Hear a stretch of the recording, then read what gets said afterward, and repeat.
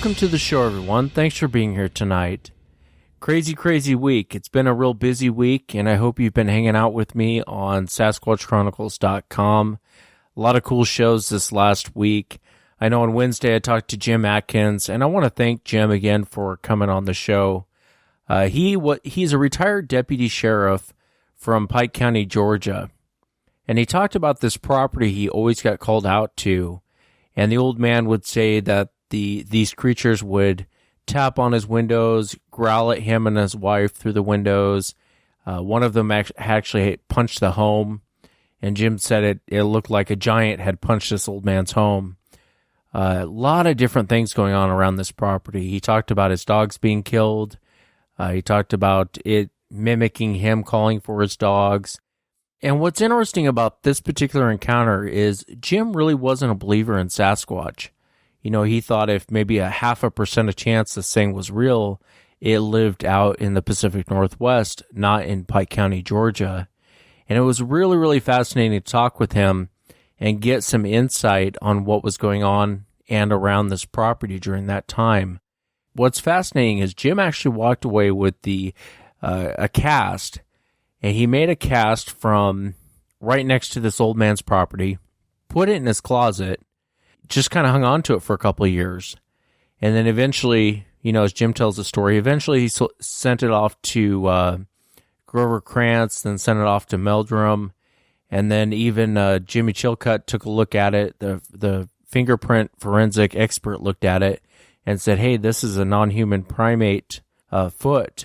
And so it was really fascinating to talk with him. I hope he had a chance to check it out. That was on Wednesday night. I know on Friday night, I talked to two witnesses that had very strange encounters. It's been a busy week. It's been a great week, and I hope you've enjoyed this last week as much as I have. Tonight's going to be an interesting night.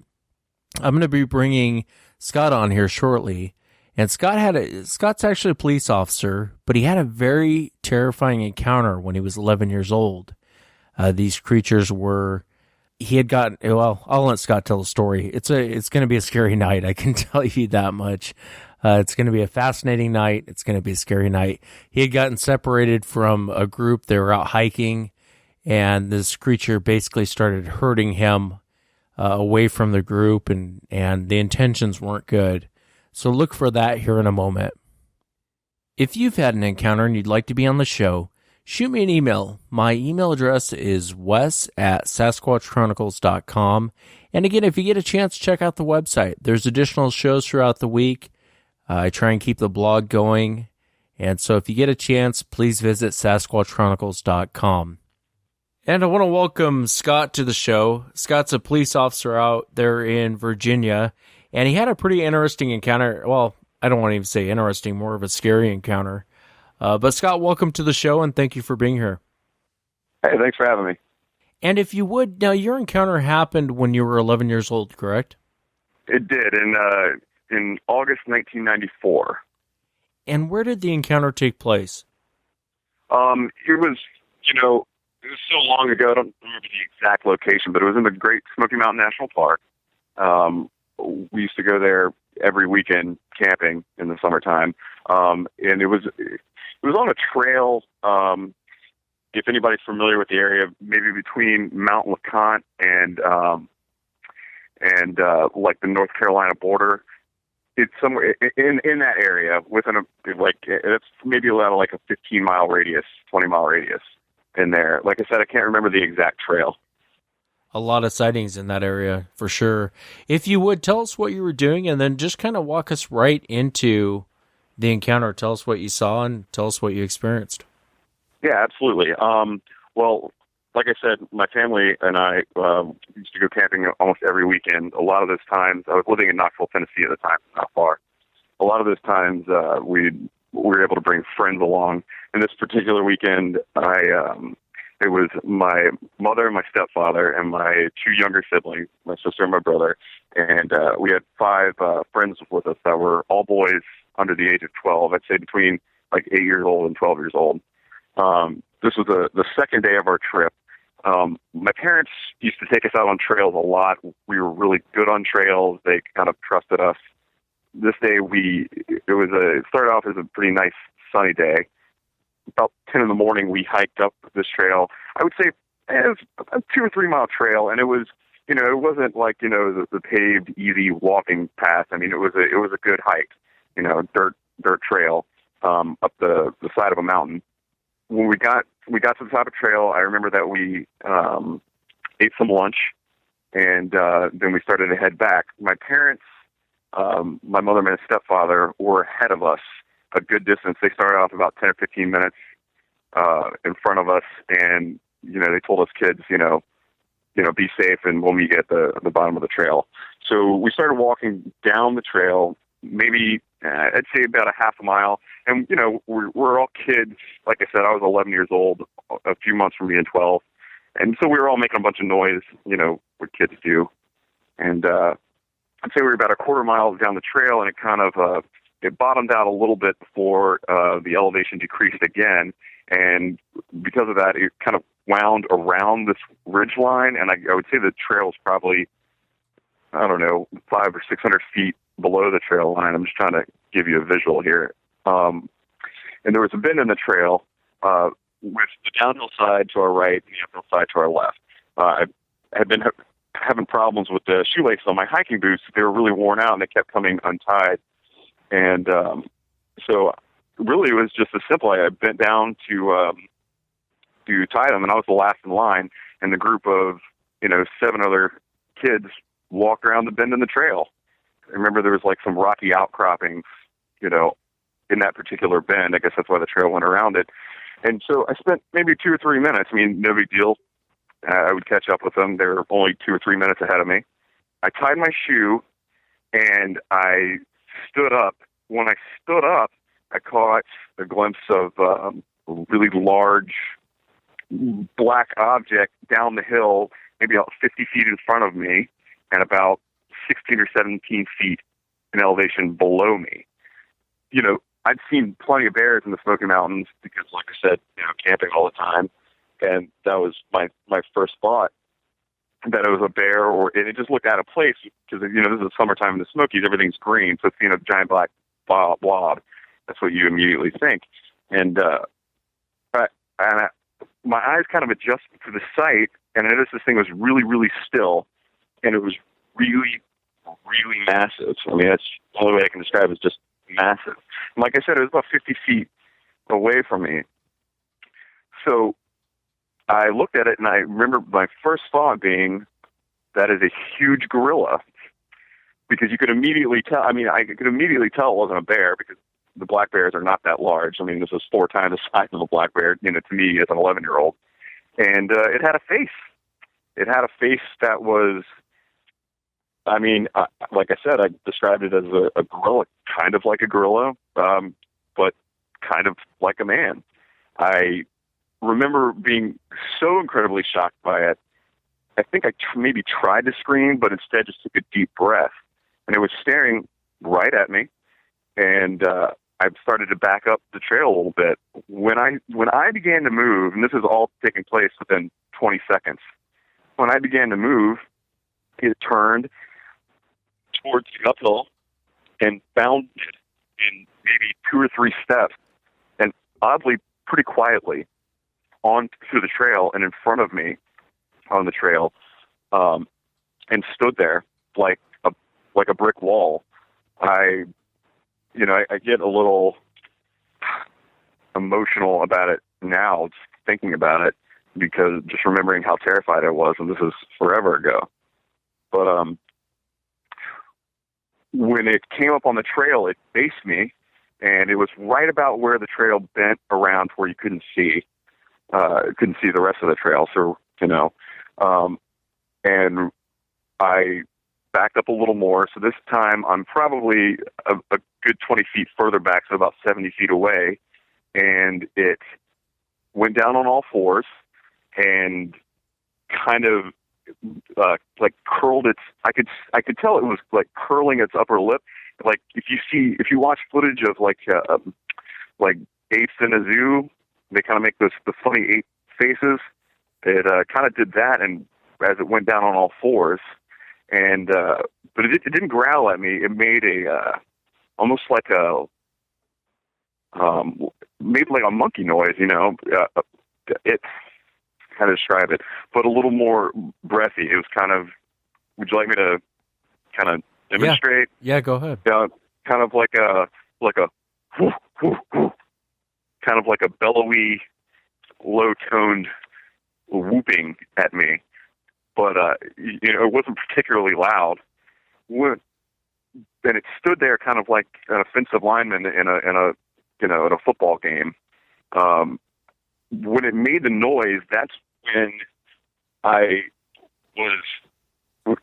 was pretty sure in my head as an 11-year-old that this thing was going to kill me and come after me. It obviously wasn't letting me down the trail. When I started to move, it blocked the trail. So I kind of knew the layout of this trail, and there was only one ridge line above me, and I didn't want to run down because there was a stream, and I didn't want to cross the water because even though it was August, the water's kind of cold. And so I lost sight of him. I just turned my head, and I ran uphill. I ran probably 2 or 3 minutes. It's a pretty steep angle, 35, 45 degrees at times. I looked back onto the trail, and I didn't see it anymore. And so there's a lot of thick underbrush as the hill goes up. And so I kind of sat there for a second. And as I did, I don't know if you've seen, like video of like gorillas in the wild. They kind of like sit down in like thick brush and they'll pull leaves off of trees. Yeah. But they're really, really strong. So I mean, they'll grab a limb and it's whips back and forth. I couldn't see it at this point, but it was following me up the hill, and it was staying about 40 to 50 feet away from me, and always just a little bit downhill. And every time I would stop, it would stop. And so the first time I stopped, I saw the brush move like you would see a gorilla grab a branch and thrash it back and forth.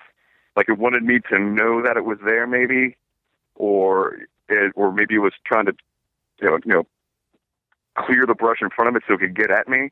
So when it would make this noise, I would run farther up, and I would try.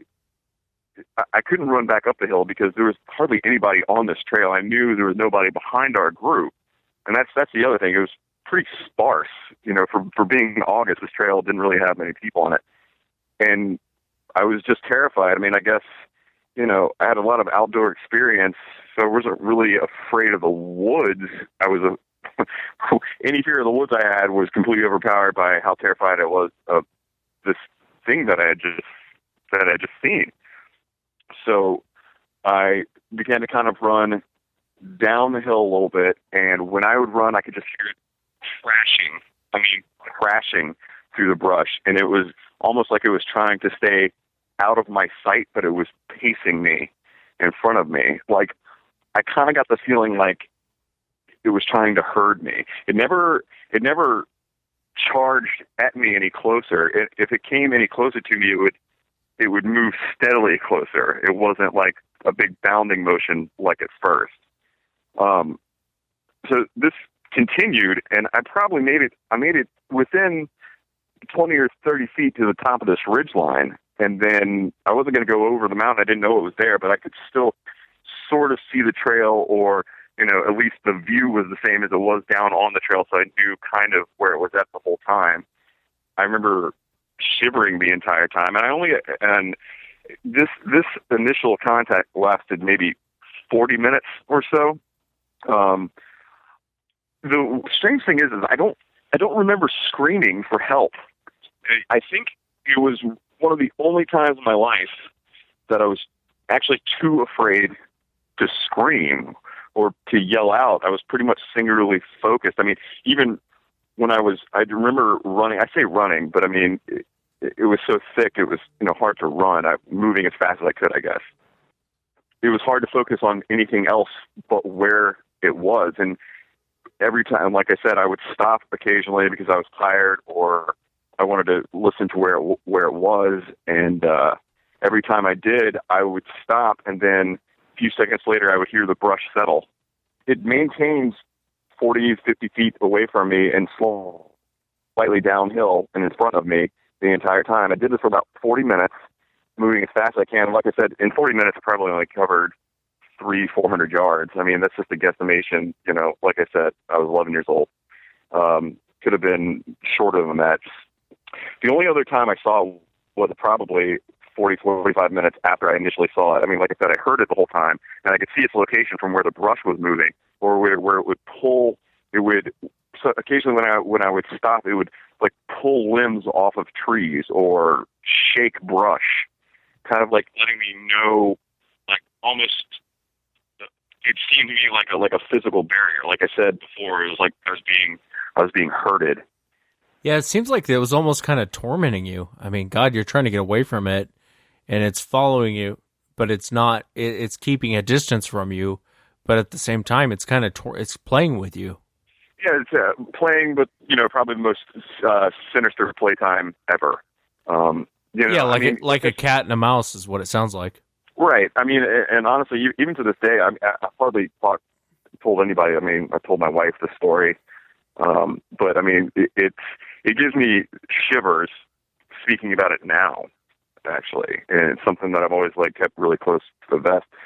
But so I'd say about the only other time I visually saw it was probably about 45 minutes into this ordeal.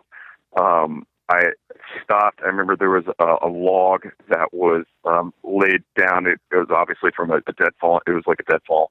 And I kind of sat on top of this log.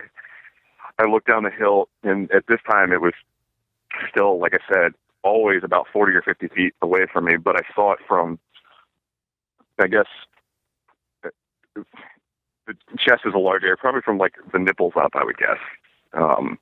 It didn't have any breasts.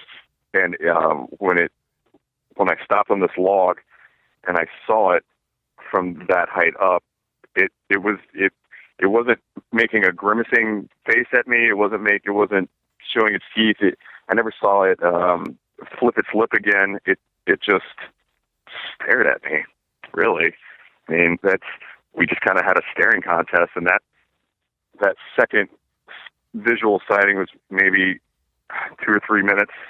And I'm pretty sure it was squatting down or kneeling maybe when I saw it that time, because I remember getting up and kind of like looking around, and I could see and by this time I was exhausted. And let me just state that pretty much this entire time, I mean, I was, like I said, 11 years old. I was crying. I mean, tears streaming down my face this entire time. Just, you know, terrified. And so the reason I say I think it was kneeling is because when I kind of caught like a little glimpse of, you know, the trail that was at this point pretty distant from me. And I began to like walk kind of right below the ridgeline again, you know, following where I knew the trail was below me, and I saw it rise up, and it got a lot bigger. So I think it was kneeling. After about another 20 minutes, I mean, I could just hear it crashing through the brush right below me, same distance. I started having sticks, like I say sticks, but they were, you know, small logs being thrown in front of me. So he was, you know, parallel to me down this hill, but throwing sticks in front of where I was walking, and they were landing maybe 10 or 15 feet. But I just kind of, you know, it didn't really feel like he was actually trying to assault me or attack me the whole time. But it was definitely, the entire thing was really aggressive. And you know, after a while, I was stopping more often because like I said, I was really tired. And after about an hour and a half, 2 hours of walking, it started to rain. I remember that, and it was a really cold rain, so it was starting to get soaked. And then I don't know, I guess maybe it affected my perception with the noise with the rain falling, but I still heard it crashing through the brush when I would move. Only when I heard it crashing through the brush and stop, but it seemed to get a little bit farther away from me, and then it kind of seemed to be getting behind me.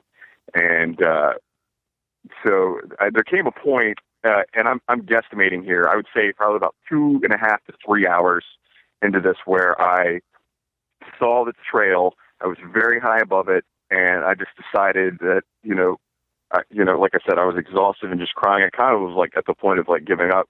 I was thinking I was going to get lost in the woods, or there was going to be another one of these sticks fly through the air randomly and hit me in the head, that I just kind of made a beeline straight down the hill.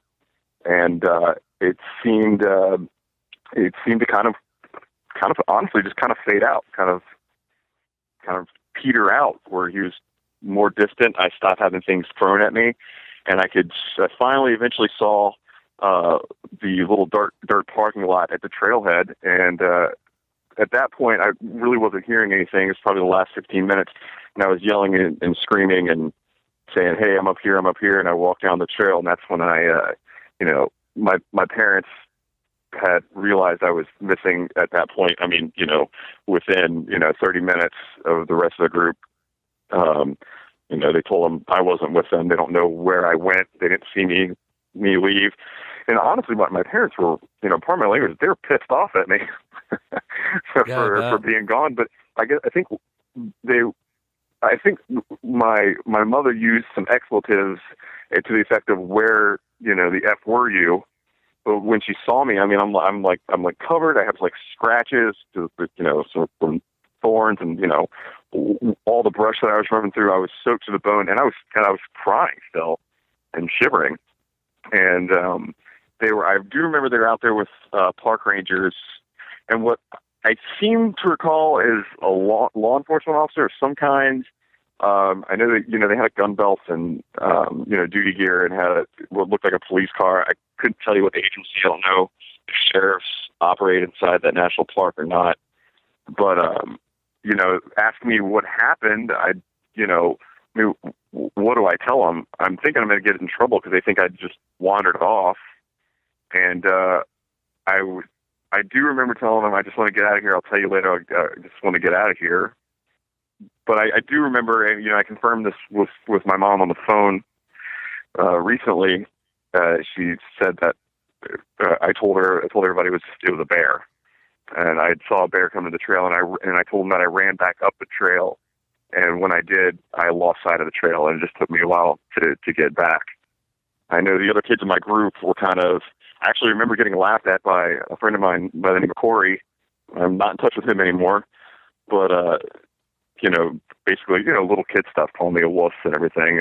Just a little bear. Why didn't you yell for us? We didn't know where you were, kind of thing. And I seem to also recall when I gave my little bear story to my folks, and having the ranger and the law enforcement officer there, because they had hiked up this trail, or it began to at least like look for me and kind of like set up. And I guess in the initial stages of what would be a search if you were lost in the hills.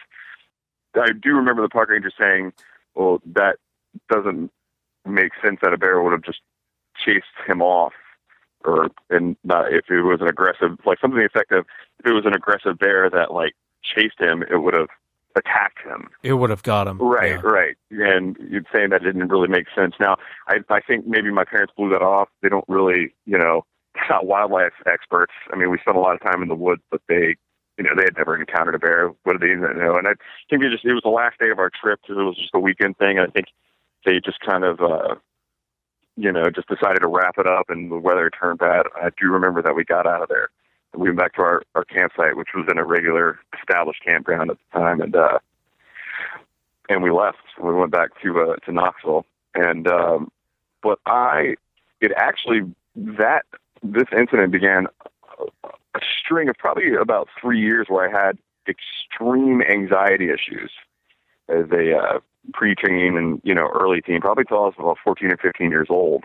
And it really all started after that. I do know that, I absolutely refused to go into the woods or to go camping anymore. And because I wholeheartedly stuck to my bear story, I mean, I got a lot of flack from family members. I mean, my brother and my sister would, poke fun at me like little kids do. They were younger than me. They go, "Are you afraid of the bear, Scott?" to that effect. Yeah, I think a lot of people listening to this might go, well, why did you say bear? But, until you're in someone's shoes, what are you supposed to say? You ran into a half man, half gorilla, and it chased you for the last 2.5 hours.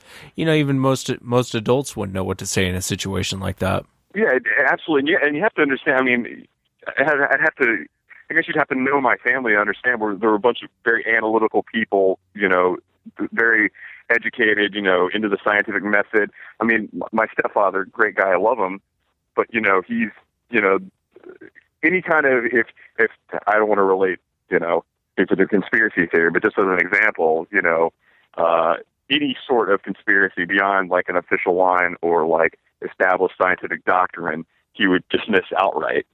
And so if I would have said, hey, look, I was chased up a hill by, speaking as an 11-year-old again, by a giant gorilla, well, I mean, I think I might have gotten in trouble for that.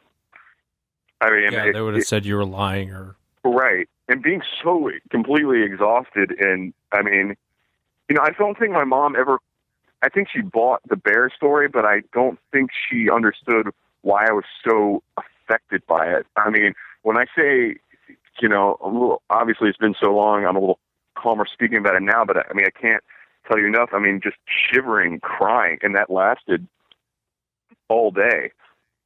All day.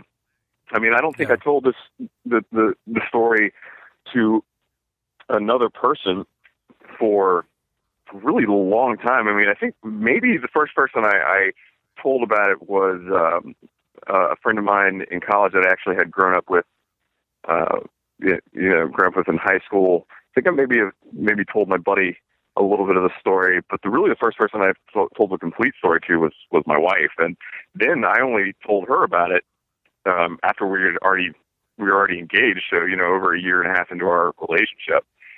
So and I even caught a little bit of flack from her about it. I guess she's on board now, but I mean, it's not something you go hollering about, screaming about, especially because I had I joined the military, and being a law enforcement officer, I also don't want to go around and, tell all my police officer friends that, like, hey, I saw a Sasquatch when I was 11 years old. And I think I'm a little question my judgment. And really through no fault of their own, because, 90% of everybody thinks this is, nonsense, or people are making these things up. But, I wanted to tell you this story after seeing your podcast. And just, like how genuinely you seemed about this, as well as, when you talk about like, people wanting to say these things are flute-playing, interdimensional beings, they're absolutely not. They're a wild animal, and they're a dangerous wild animal. They're completely in the flesh, physical thing. They don't, the giant, the Sasquatch that chased me up the hill didn't shift dimensions. It threw sticks at me, Right. So, right. It didn't use any superpowers. It was throwing rocks and sticks at you the whole time. Right. Exactly. It didn't ask me to go off to the mothership with it, and I really like the, how you frame your podcast as far as like, you want to talk science here and, things that are substantial. So it's really kind of the only reason I decided to tell this story to you now, No, and I'm really glad that you did, and I really appreciate you coming on and telling it. I've actually have a lot of cops that listen to the show, believe it or not. I've gotten a lot of different law enforcement that actually listens to the show. A lot of guys have sent me emails saying, hey, while I'm in my patrol car, I'll be listening to the show. And, right. It's very, the encounter that you had was very fascinating. I wanted to ask you, would you say the closest you were to the creature was about 70 feet?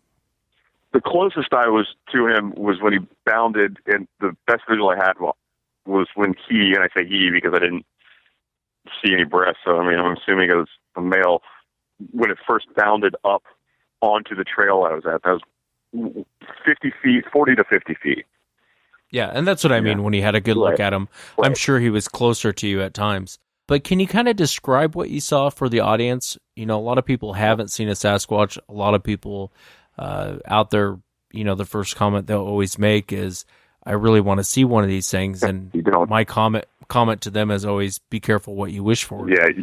But can you describe what you saw for the audience? Yeah, absolutely. First of all, to those people, you absolutely do not.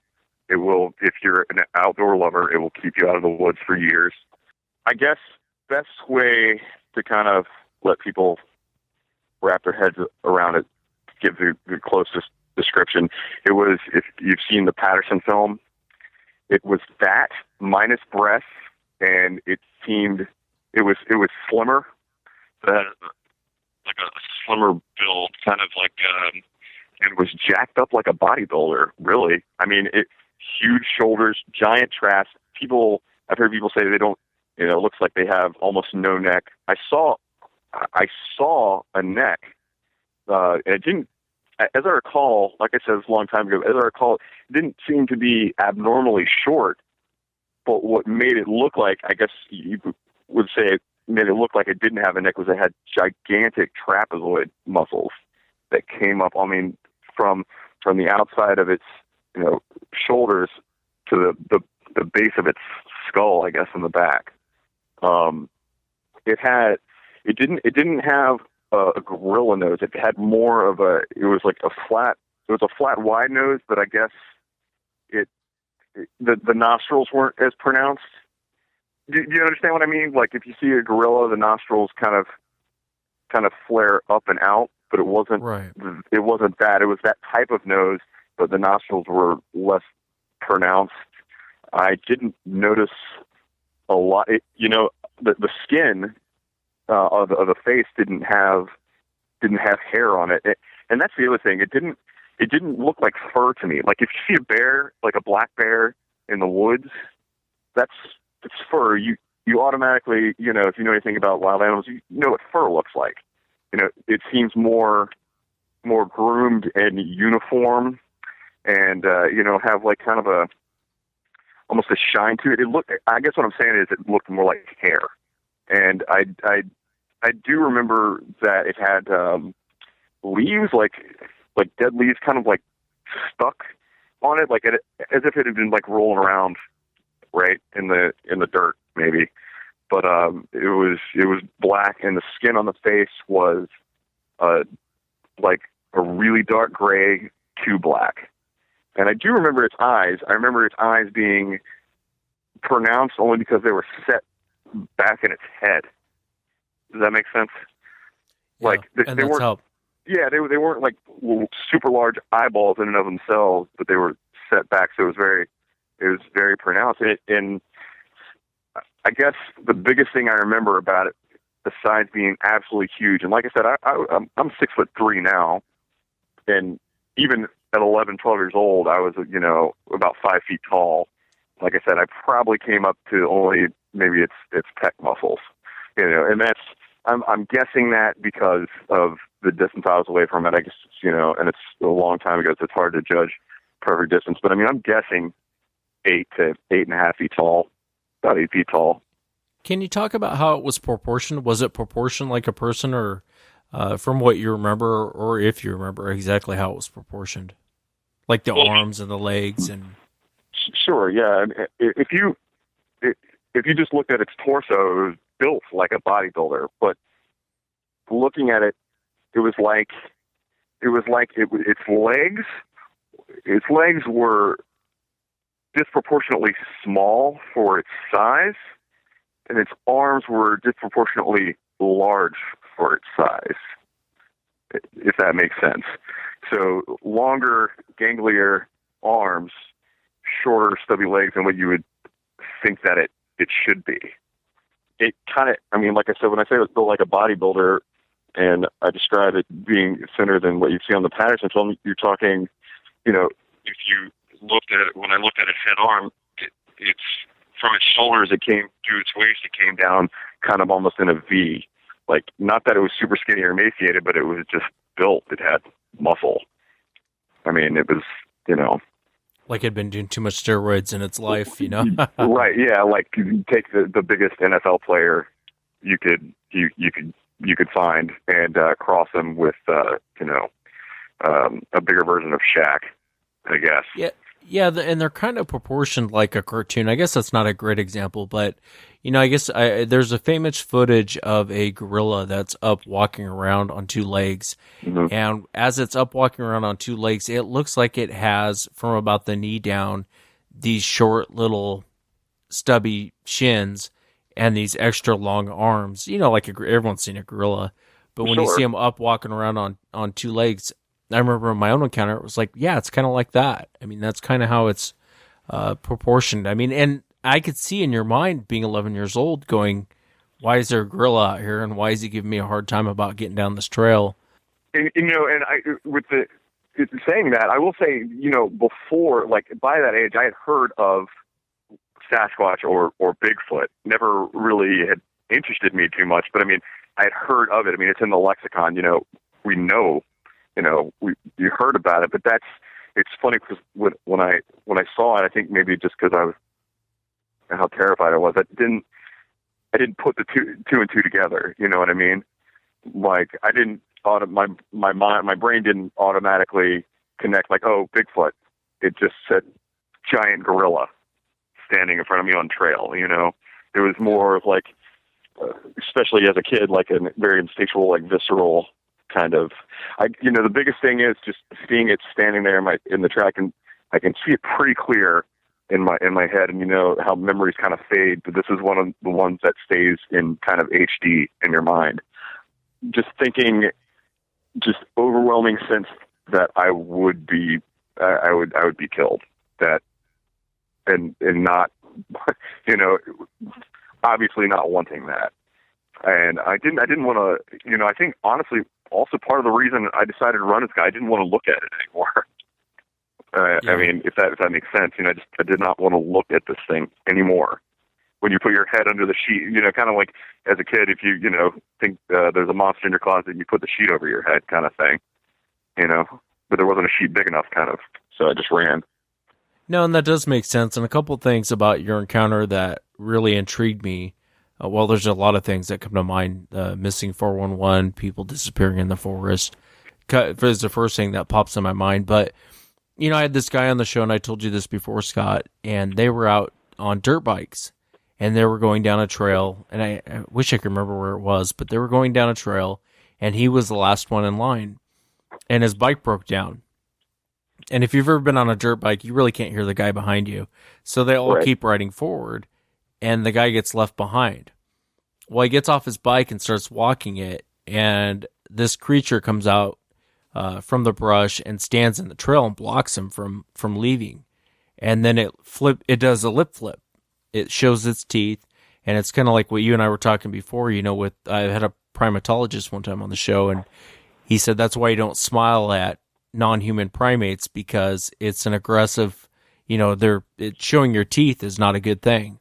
It's an aggressive, you're about to ready to get it handed to you at that point. And so, but he describes almost word for word what you're describing this creature did. And it makes me think, going back to your encounter, how long had this thing been watching you guys? You fall behind to tie your shoes, and now it's a perfect opportunity to snag you. Yeah, I mean, absolutely.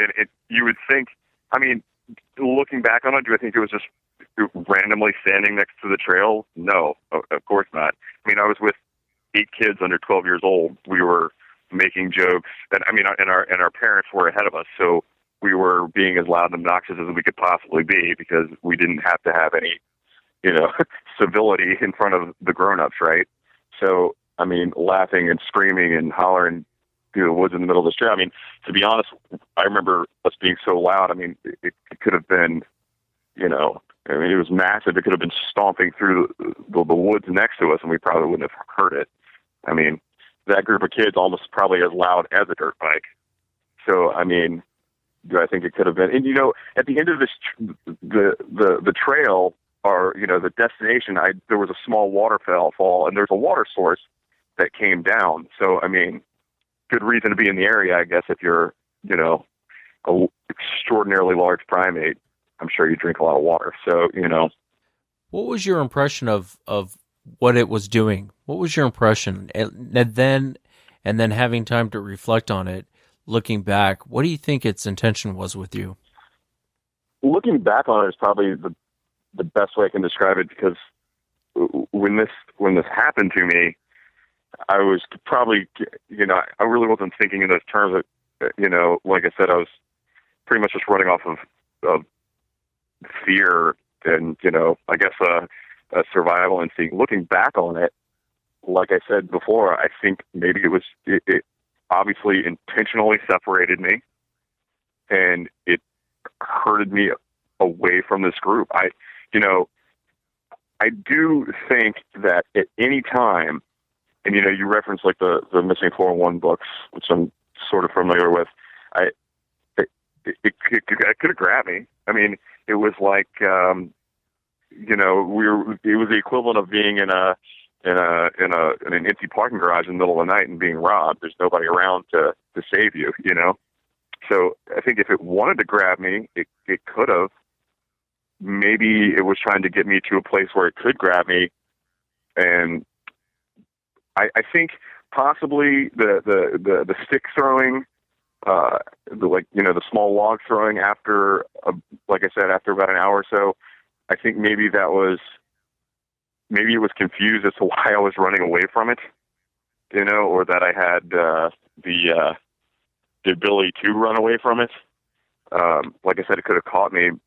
Maybe I confused it with just how freaked out and fast I was. I mean, I really don't know. It's hard to assign intent to something like that. You know what I mean? When so many other outcomes could have happened. It could have grabbed me. I could have been lost in the woods, and it could have gone away on its own. Then I could have just been a kid lost in the woods. Getting down on all fours, when it came down on all fours, it was scarier when it was on all fours than it was when it was standing up. And that's when, and when it made the woof, woof noise that made, that's when I felt, malevolent intent. So whatever its intent specifically was, in general, it was bad. Does that kind of answer the question? Yeah, that does. That does. That's the best I can kind of describe it, because, in retrospect, really. Yeah, and that's okay too. I mean, and it's, sometimes, unless you're in those situations, it's hard to, that's why I asked you the question, because it's hard to really get a perspective on what its intention was. I tend to agree with you. I don't think the intention was good. No. When it dropped all fours, do you remember how it dropped all fours? Straight down. I don't know if you've ever seen like an extreme workout video. A guy goes from, we used to do this in the military, he'd go from a standing position and drop straight down to do a push-up. It's almost like you fall at the speed of gravity. It's not really controlled. It just tilted forward and collapsed straight down, and it was on its hands almost immediately, just right over, just straight down. Yeah, it's kind of weird how they do that, isn't it? I mean, it happens like within a split second, they're down. Yeah, and it kind of looked like, if you've seen footage of like hyenas in the wild, how they kind of have like a slope back that comes down. I think because his arms, that's what really, thinking about it, made it so scary to me, because just it kind of had that hyena look when it was down, because its rear end was lower than, because its arms were so long, that it almost felt like when he went down on all fours, that his arms looked even bigger. So kind of like he was going to get a running start, or just like to say maybe like he was going to charge me. I think at the time I really, what went through my head was not that he was going to come straight after me, but I look, hey buddy, I'm a brick wall. You're not coming past here. So make your move, like, what are you going to do here? Kind of thing. Yeah. And that's the other thing too, with these things that I think is disturbing. And I don't think a lot of people, it doesn't click with them that haven't had an encounter, is these things aren't stupid. You almost feel like it's a game of chess. In that situation that you're in, it's a game of chess. I'm down now on all fours. I'm flipping my lip back, looking at you. What are you going to do? Now it's your turn to make a move. and you better be the right move, otherwise we're going to tangle. Right. I mean, it's kind of apparent to me that is the case because, I mean, if you know, despite this happening, after years went by and I was in college, I have spent a lot more time in the woods. But, if a wild animal is going to get you, there's not like a thought process in that wild animal particularly. So it's saying if you see a bear that's going to attack you in the woods, my guess is it's just going to come after you. It takes Right. for this thing to do what it did and get down on all fours, curl its lip up and, keep this equidistant, space between us as we went up the hill. I mean, that obviously requires thought of, some level beyond just your average, cougar, bear, whatever. I mean, there's obviously a higher thought process than your average wild animal, which is, I mean, that gives me the chills just thinking about that because it's, the intent can be confusing, right?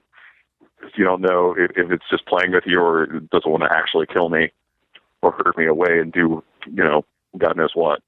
Yeah, and that's why, I used to be a lot harder on what I called flute players. I've lightened up a lot on that. But I always felt like they were doing a disservice to people because at the end of the day, these things are unpredictable, dangerous, and wild.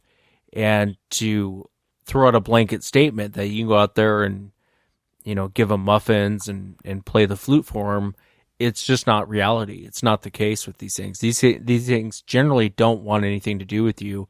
And if they do want something to do with you, it's not a good situation to be in because it's not going to be a handshake and a hug and let's sing Kumbaya. It's just not reality with these things. Right. They're the top of the food chain, top of the predators out there. It's the same with a cougar. You're not going to go walk up to a cougar and try and pet it on the head and feed it an apple. It'll rip your head off. Yeah, of course not. And even beyond the flute players out there, is guys like, I've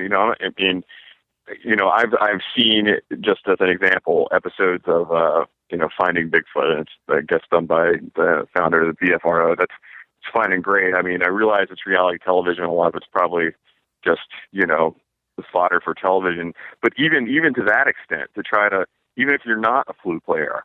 I'm telling people, even if you're not a flute player and you just think, yes, it's a wild animal, but I'm going to leave it muffins and it's not going to hurt me if I encounter it in the middle of the woods at night, whether there's a camera around or not. I think you're crazy.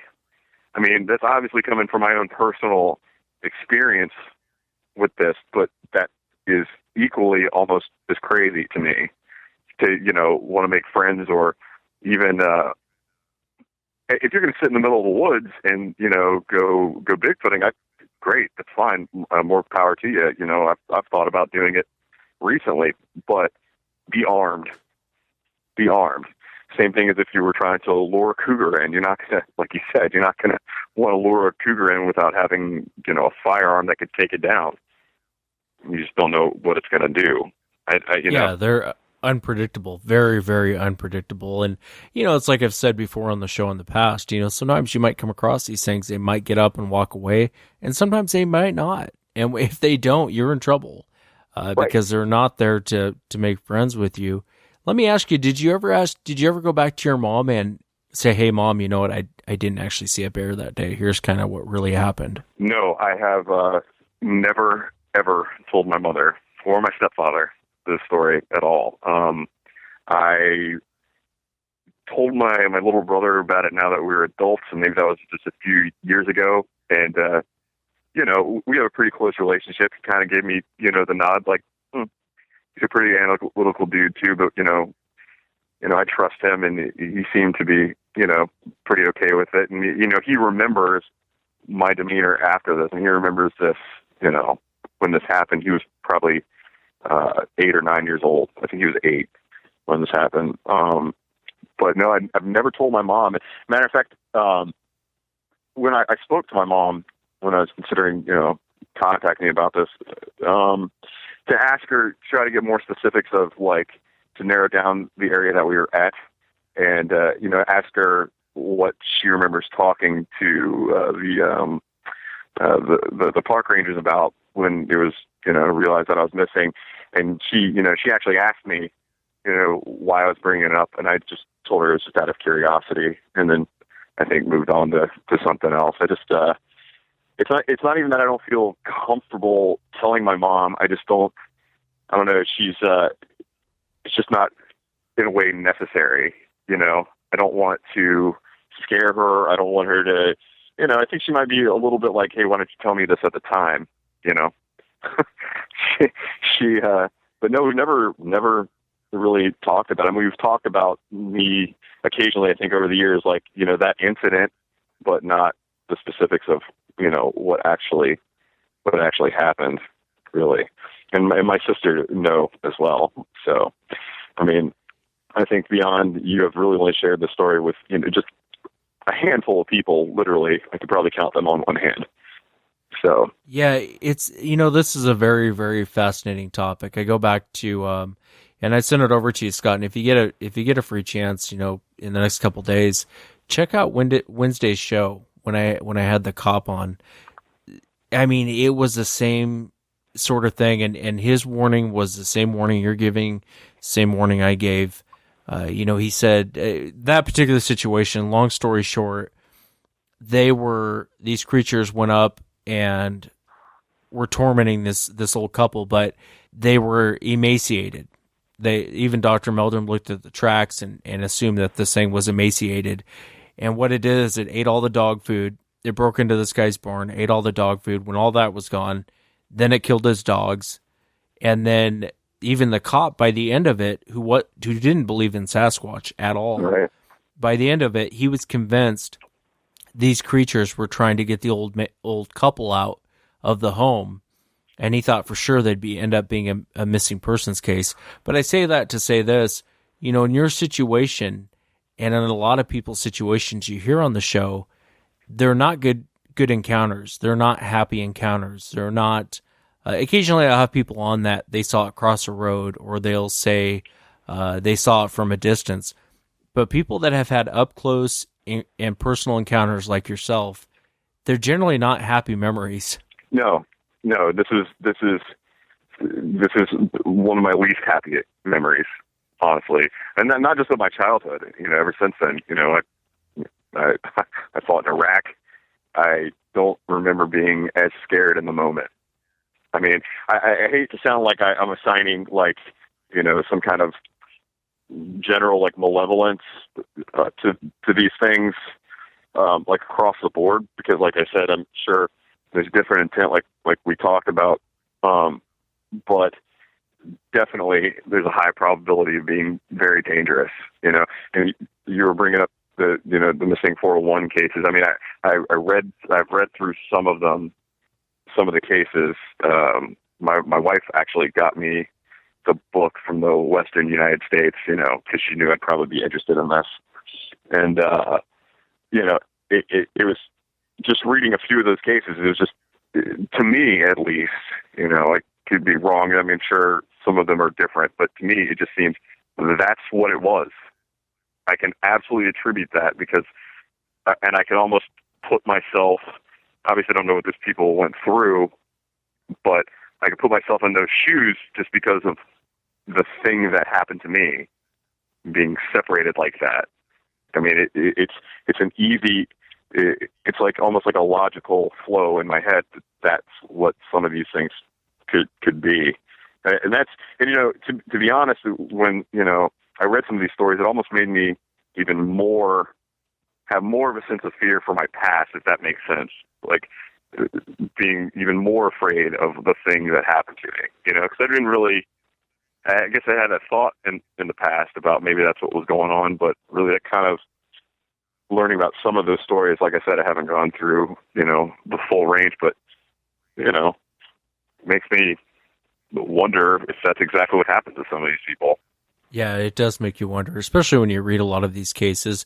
And you and I both know that, people go out, they'll show up missing. I mean, there's accidents that happen. There's other wild animals that can happen. But some of these cases are very, very suspect. A lot of these cases are very, very suspect. Right. And I tend to agree with you. I think that in a lot of these cases, Sasquatch is to blame. Absolutely. We were talking, we talked earlier, and I've listened to, a lot of your podcasts now, not a lot, I'd say 5 or 6 so far since I've discovered you. And I've heard the 2-year-old boy that went missing in Idaho. It was the summertime sometime. I'm not really sure, but it was recently. And a lot of people, thinking that this could be one of those cases. And I thought, yeah, this is a great missing 411 case. I think I brought up to you, I don't know if a case that I read about after the boy in Idaho went missing. There was a young man, 19 or 20 years old, that went missing in southern Colorado, and they have found no trace of him either. He was on a cross-country trip with his friends. I think he went to college in Tennessee. They were camping in on the southern Colorado, northern New Mexico border kind of area, and him and another friend went for a run down kind of a remote road one morning. His friend was faster than him, and he ended up disappearing off the road. And I guess I remember I know it was in the national news. I think I might have read it on Fox or CNN about them looking for him, and they haven't found any trace of him. So, I mean, that's 2 within the past 3 months that are super bizarre. Yeah, and it's interesting. I just posted up to the blog the gentleman who went missing in Yosemite, and it's the 3rd one this month. And what's interesting is they never say how these guys die. And if people think I'm crazy, go back and read some of these articles. They'll never say how these people die. They'll say, well, they found the remains of this person, but they never say how they die. Mm-hmm. It's disturbing. It's really, really disturbing. And my heart goes out to any family members out there that have had people go missing like this, and there's no answers. At the end of the day, there's no answers on what happened to their loved ones. You know what I mean? Right. And, speaking as, someone in law enforcement, I understand. I think that, not explaining how these people died is a bad thing, especially for these families. I'm not saying that that's a right thing, but I understand. Like in law enforcement, once you get past a certain rank, it becomes totally political. It's not, your lieutenants and captains and assistant chiefs and chiefs aren't the same as, your beat officers. I mean, the same, I'm guessing, with these agencies that, that find these people dead. I mean, you're not going to, it's counterproductive to what they want. And that is to get people in the parks or, out in the wilderness. And they don't want to, people are easily panicked these days. You want to say, hey, we found this guy and he was pulverized to death and had no clothes on. So, I mean, I don't advocate, but I understand their reasoning maybe in those cases. And that's just speaking as a law enforcement officer and knowing, how that kind of structure works. Yeah, and I guess I can understand that. Like I was telling you, you and I were talking earlier, and I was talking about the Boggy Creek case.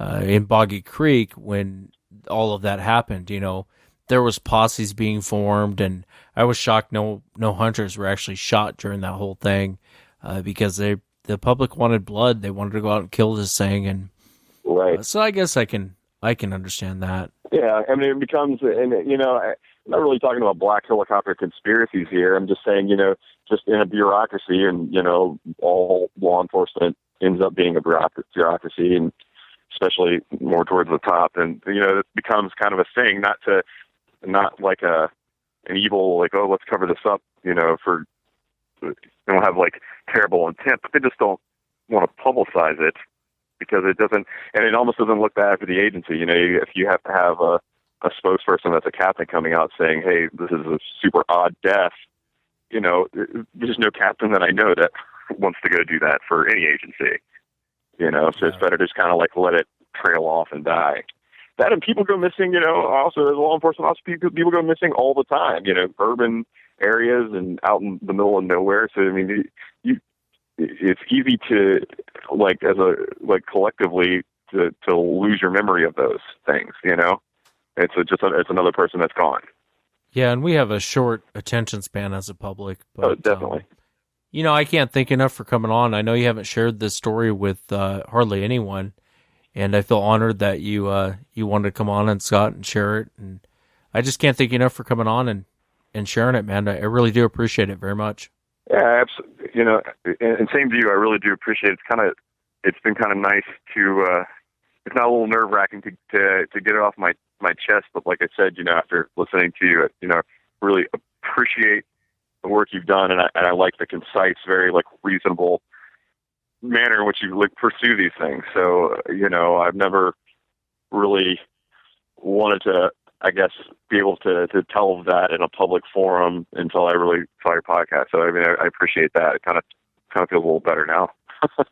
No, I appreciate it, man. Thank you very much. Absolutely. Have a good one. Well, I want to thank everyone for joining us tonight. And remember, if you've had an encounter, shoot me an email, wes@sasquatchchronicles.com. And if you're not too busy, check out the website, sasquatchchronicles.com.